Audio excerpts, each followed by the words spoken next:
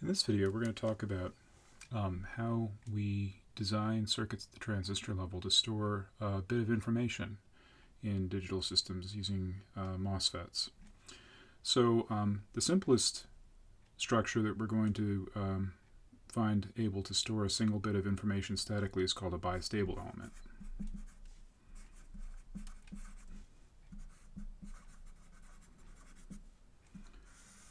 And that circuit is basically two inverters chasing each other's tails. So in terms of logic gate symbols, we might draw it something like this. In terms of actual transistors, we might typically draw it something like this. So we got one inverter, PMOS and NMOS pull down, maybe facing this direction, and a second inverter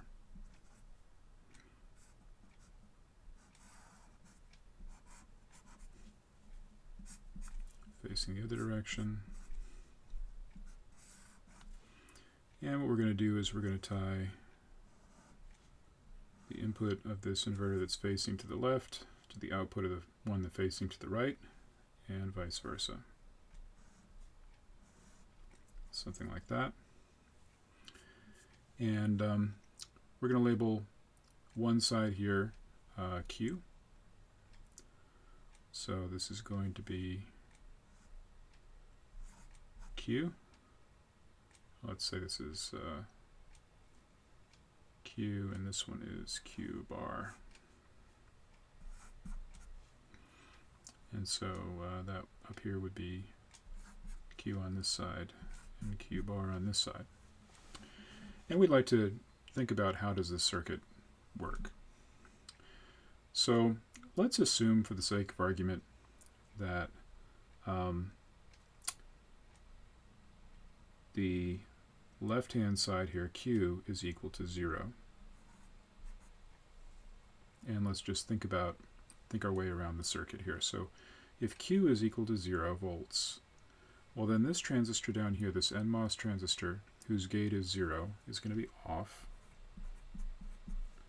This PMOS transistor is going to be on. So this one is going to be way down in weak inversion, as off as it can be, and this one is going to be up in strong inversion, as on as it can be. With that being the case, this PMOS transistor is going to have to, as we discussed in the last segment, is going to have to pull Q bar up to VDD. So this is going to be up at VDD.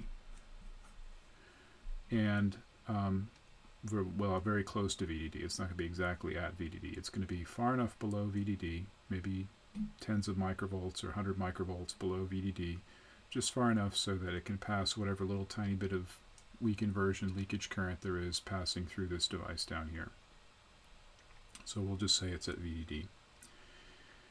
Well, with this drain at VDD, that's the gate for this pair of transistors here in this inverter facing to the left.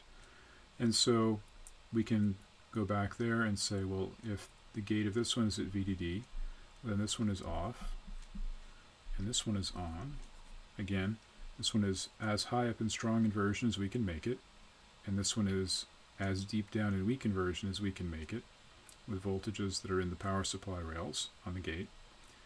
And so this voltage, this common drain voltage, Q, will be pulled down to ground. And so we've kind of started out with an assumption here about the value of Q, the voltage on Q, and we've chased it around the circuit, and we found that it is self-consistent. And so 0 volts here on Q and VDD on Q bar is one consistent state that this circuit can be in. Well, if we were to start out with a different assumption, let's do this other one in blue. Let's assume instead we started out here at VDD. Well, if we go over here with the gate VDD, this NMOS transistor is going to be on, and this PMOS transistor is going to be off. So the NMOS transistor is going to pull Q bar all the way down practically to ground, and so Q bar will be, instead of being at VDD, it'll be at 0 volts. Just far enough above 0 to pass whatever little tiny bit of leakage current is being sourced by the PMOS transistor.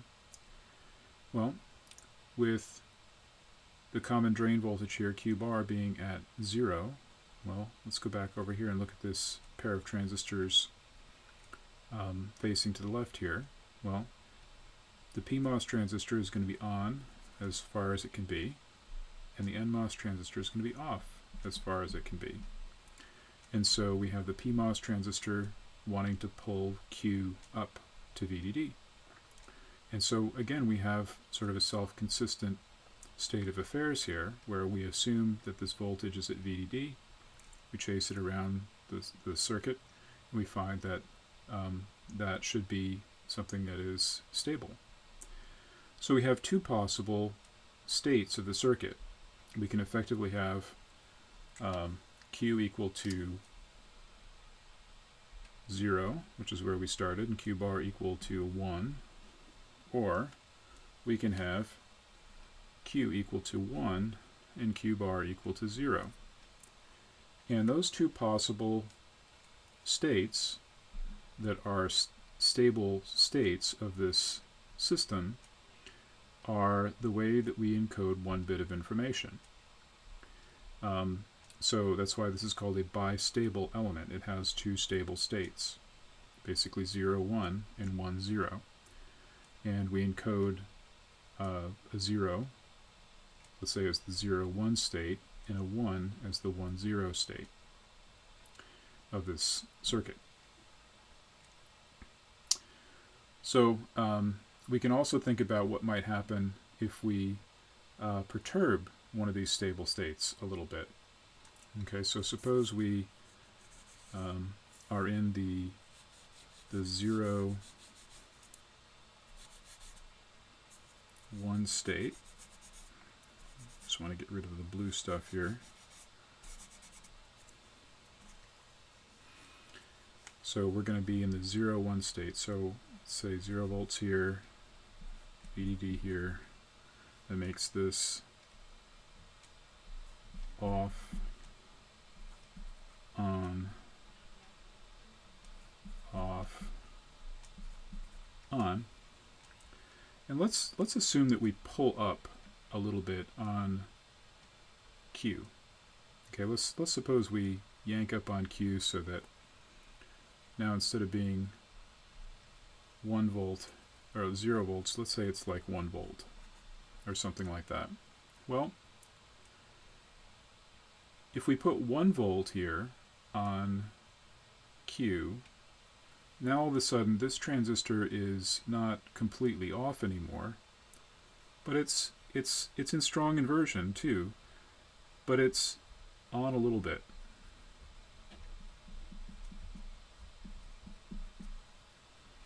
This PMOS transistor still has 4 volts, let's say, of source to gate voltage. So it's on,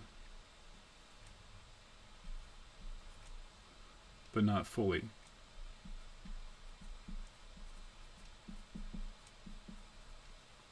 But it's probably going to be a lot more on than this NMOS transistor is. So while the amount of current that the PMOS transistor has to pull VDD, to pull Q bar up to VDD, is maybe not as much as it was before, it's still going to have a lot more current available than the NMOS transistor is. And so this voltage here is still going to be basically pulled up to VDD. And that's going to turn this transistor maybe not quite on as it was,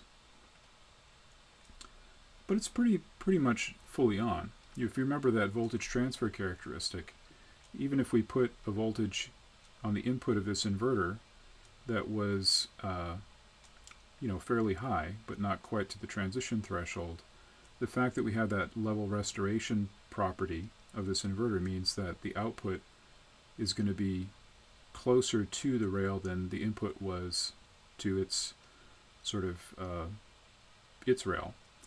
And so that is going to sort of maintain this NMOS transistor as being on and this PMOS transistor as being pretty much off. And that's going to have a tendency to want to restore this voltage down to ground again. Okay? And we could tell similar stories if we were to pull down on this side a little bit from VDD. Basically, if we pull away from this stationary point that we encode either a 0 or a 1 in, the system will try to restore itself back to that point. Okay, so let's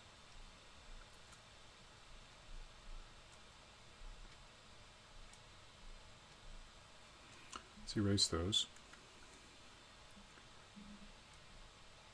And think about this for a little while. So we have here a circuit, fairly simple circuit with 4 transistors that can store one of 2 states. And if we were somehow to start it in that state, it would maintain it as long as the power is applied to the circuit. But what happens if we'd like to actually put a different value than the one that was sort of initially stored in there? We really can't do it. We have to somehow add something to the circuit that will allow us to write a new value in here. And so one way of doing that would be to add a couple more transistors. For instance, we could add, let's say, an NMOS transistor here, and another NMOS transistor here, and we will call the gate of this transistor R, and we will call the gate of this transistor S. So S stands for set, and R stands for reset. And the idea here is nominally these 2 inputs, S and R, are low. That's their neutral resting state. But if we want to set the value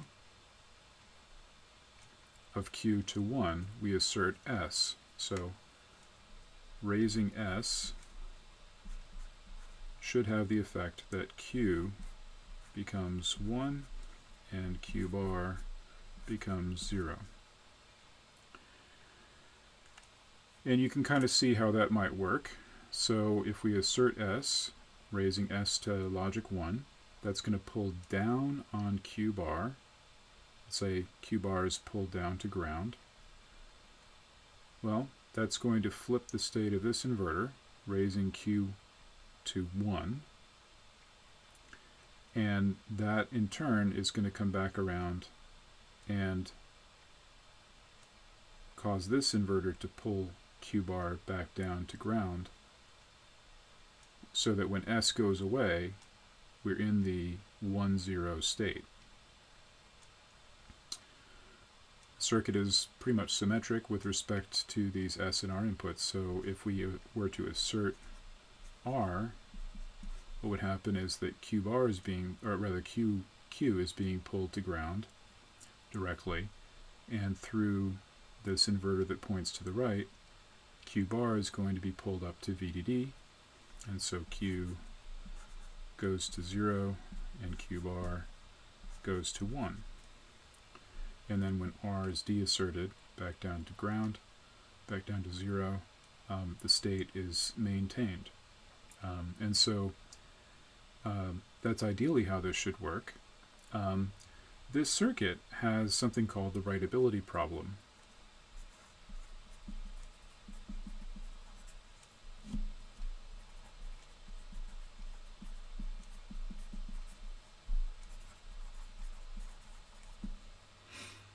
And what that means is that let's suppose we are going to assert S. Let's say there's a 0, 1 state stored in this bistable element, and we want to assert S so that Q is going to, the desire is that Q goes to 1. Well, if this transistor gated by S is not sufficiently strong to pull down against this PMOS transistor here in the inverter, so that this inverter's gate voltage goes below its transition threshold, then when S goes away, this bistable element will just restore the voltage here on Q bar back to 1, and it won't successfully be able to write the 1-0 state that we desire to put in here. And so we have to ensure, in order to make sure that we can actually always write a value into this no matter what, that under worst case conditions, these conflicts between the feedback device, or the inverter in the bistable element, and the access device is won by the access device. So sometimes that means that we have to make these PMOS transistors slightly longer, or these access devices slightly wider, to weaken the PMOS transistors relative to these access devices. Now, given that PMOS transistors have a current that's conducted by holes, and holes are about 1/2 to 1/3 as mobile as electrons are, PMOS transistors sort of come with a built-in strength disadvantage anyway, and so it shouldn't be too hard to ensure that we can write into these cells where we have NMOS access devices and PMOS devices that are trying to maintain the state against those access devices. But there are other permutations where maybe we have PMOS access devices and NMOS devices that are fighting against them, where the PMOS devices would be at a disadvantage because of that, and so we'd have to ensure that they are made much stronger, and these devices down here will be made much weaker.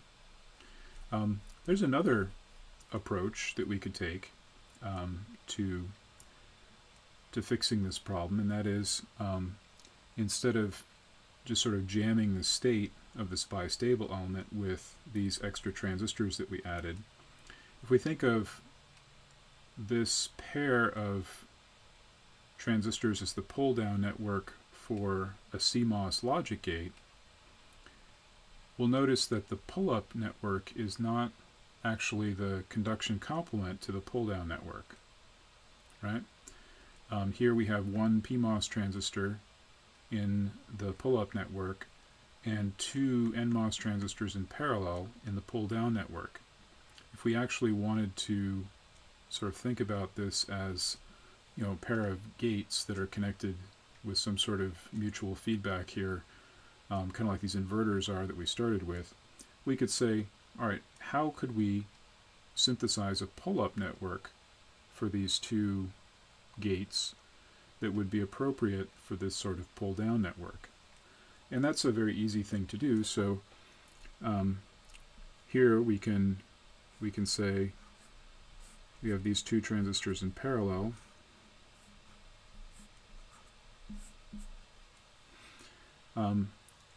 The pull-up network would be two transistors in series.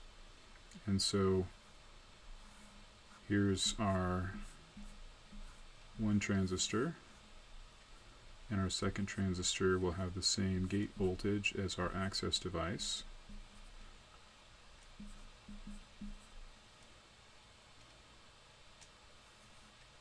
Actually, let me just draw it, connect it through the labels. It's going to be a little easier. So this is R, and this is R, and then this is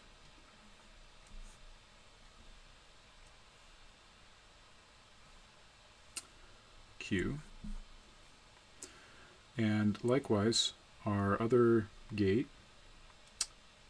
is going to look like the same thing.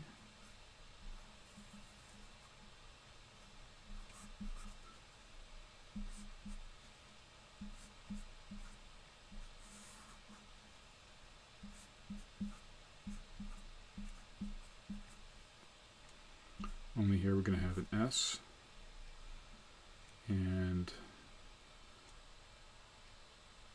here we're going to have an S,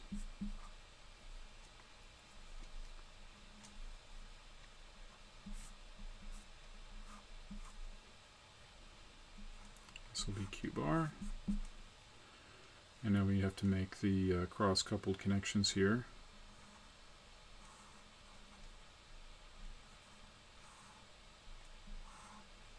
Like so. And now you can see here where there would have been contention or a conflict between, say, the set device here at S and this pull-up network, this pull-up transistor in the inverter. Well, when S is asserted, this transistor up here, the PMOS, will actually cut off this device from what would have been the inverter and prevent there from being any writability problem. So these prevent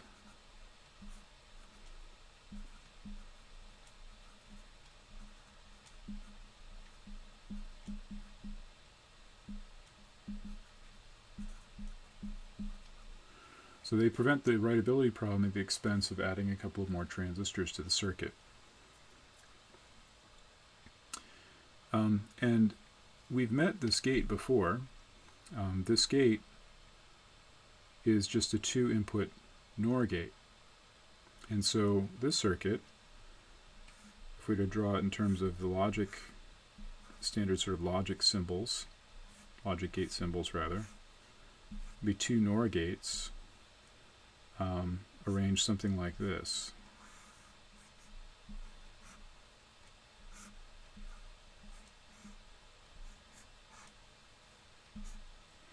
And so we have the two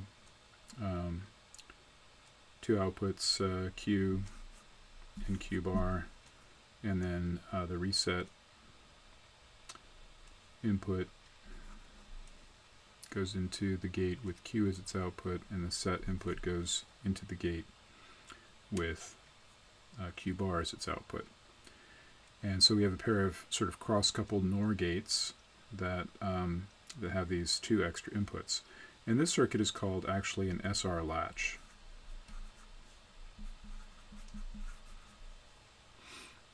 And often we will see sort of a higher level schematic symbol in terms of logic circuits, something like RS, Q, and Q bar.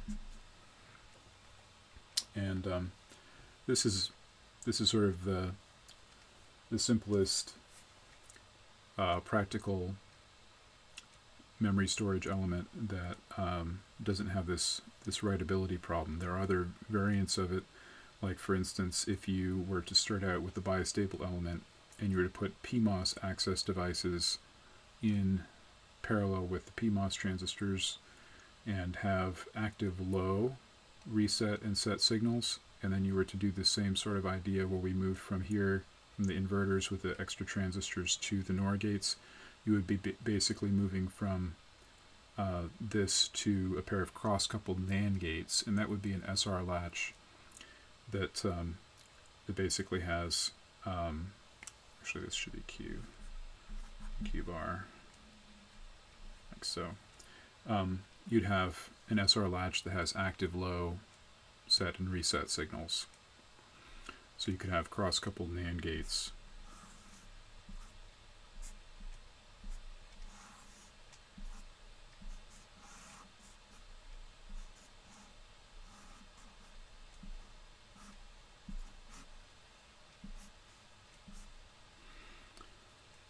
let's call this R bar and S bar, Q bar. We might draw that one with bubbles on the R and S inputs.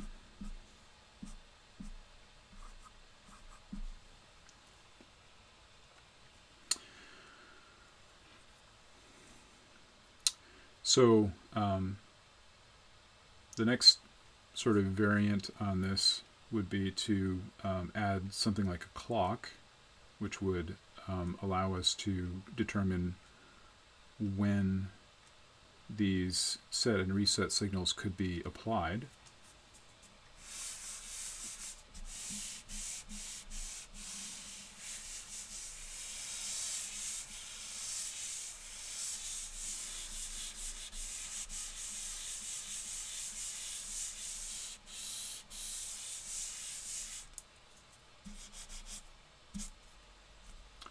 And so we can have a clocked SR latch.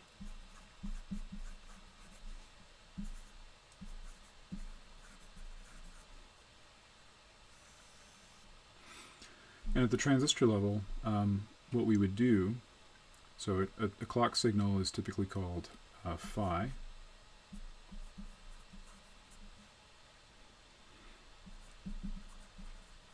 And this is a square wave at some frequency that basically determines when data can be written into the memory storage elements. More generally, in a digital system, a clock is a signal that basically orchestrates the sequencing of data transmission and computation.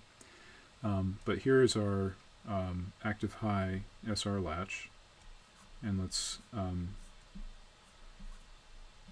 go back to the one that's just based on the bistable element for the time being. So here's our inverter.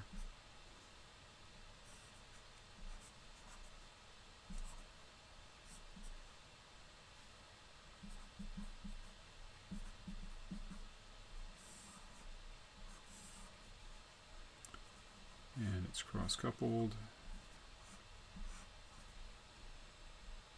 This was Q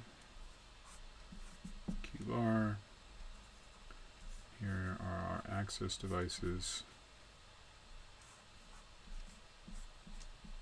Set.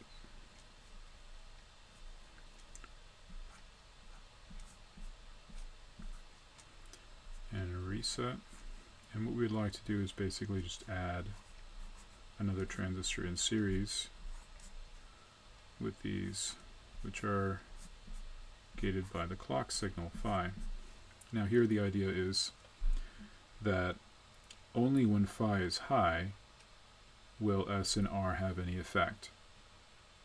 Okay, so here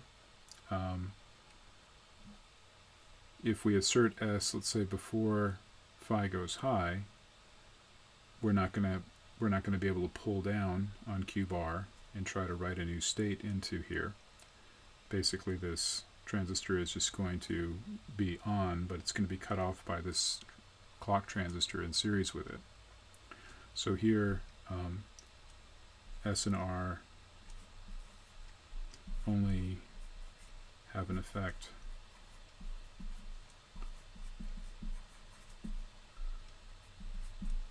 if phi is 1. So only during the high phase of the clock do S and R have any effect on the value that's stored in the latch. Notice here that because we've added the clock transistor in series with the access devices, R and S, we've actually made the writability problem potentially quite worse, because we now have two N transistors in series fighting against P transistor. And so that means that these devices either have to be made wide or these devices have to be made long to weaken them to a greater extent than we had to in the original problem, or in the original case of the SR latch that didn't have the clock. when we add a clock signal to an SR latch, typically the symbol looks something like this. So there's an R, an S, a Q, and a Q bar, and then this input here is the clock.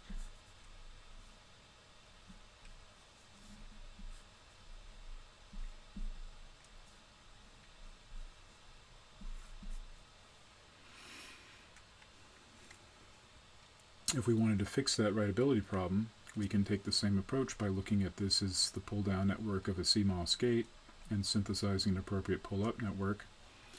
And that pull-up network would look like, well, we've got two things in parallel here, right? So we're going to have two things in series. This corresponds with this one. What we would get for this one would be two PMOS transistors in parallel. And so the fully static CMOS version of this would be something that looks like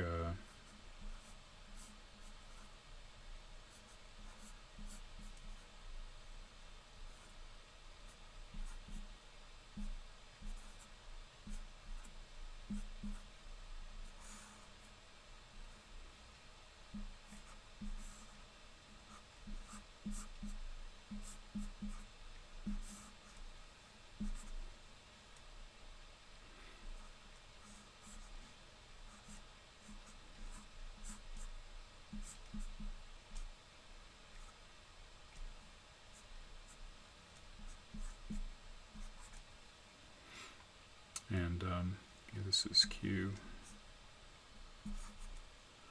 and then the equivalent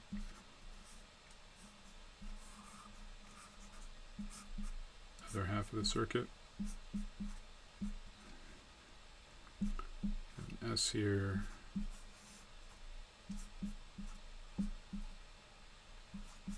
phi,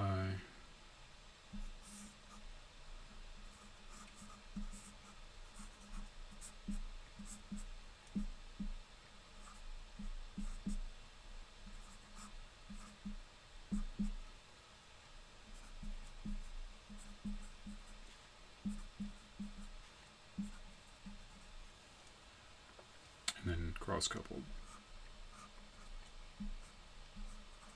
Something like that. So it gets a little complicated, but basically, you know, these devices will maintain the state unless phi is high and S or R are asserted. Okay? So that's the basic clocked SR latch. I think maybe I'll do one more thing for this video segment, and that is building on clocked SR latch, we can make something called a D latch. So clocked D latch.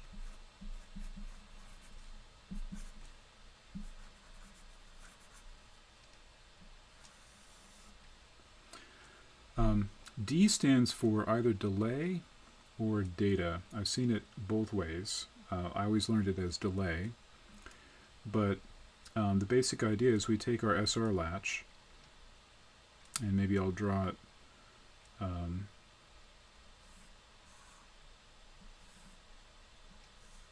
of at the schematic level here, and not the transistor level, but at the gate, kind of gate level here. So we have R, S, Q, Q bar, we've got a clock.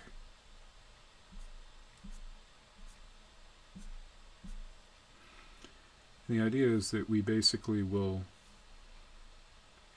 have a D input,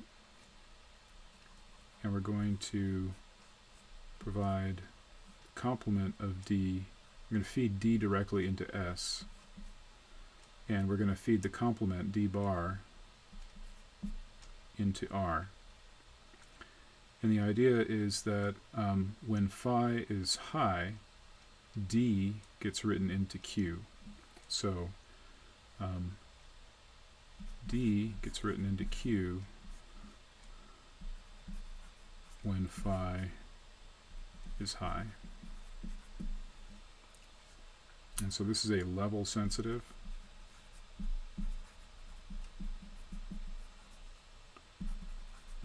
latch. And the basic idea here is you can think of D as data, because whatever value D has, Q will become, so the data D is written into the latch. But you can also think of D as delay, because the data is only written after a delay provided by the clock. So the Q has to wait to become the value of D until phi goes high. So, half a clock period later or something like that. Right, so if this is phi, and phi is some signal that looks like this, let's say D made a transition sometime like that, and let's say maybe in the next cycle it's going to go down here. Well, Q is going to stay low until phi goes high, in which case, with some maybe small delay, D will go into the latch. And so this would be the delay here. And then when phi goes high again, even though even though D has gone down, almost half a clock cycle before, until phi goes high, D is going to remain high, and then D goes low. So something like that.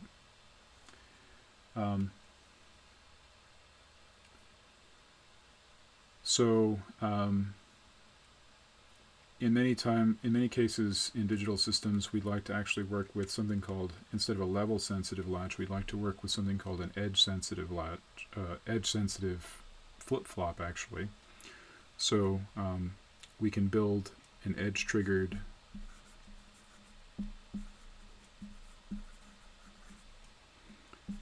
D flip-flop out of two level sensitive latches in a fairly straightforward way. So this type of latch, the D latch, basically has a symbol that looks something like this. There's a D, a Q, and a Q bar, and then a clock.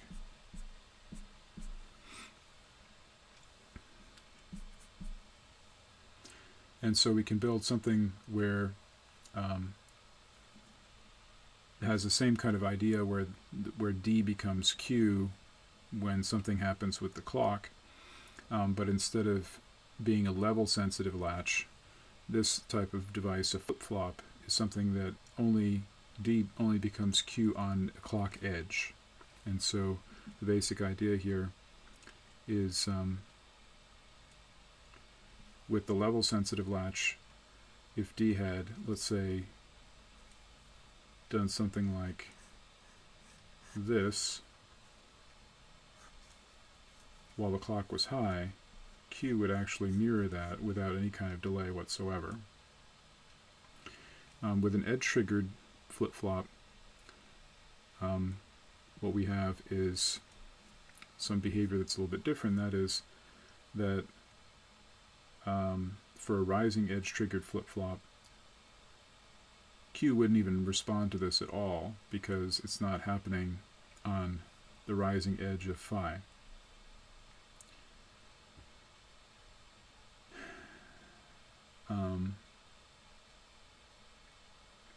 Actually, it's going to take me probably a while to explain how we can make the clocked D latch into an edge-triggered D flip-flop. So I think maybe I'm going to sign off for right now because it's been about 40 minutes. And I'll pick it up here in the next segment.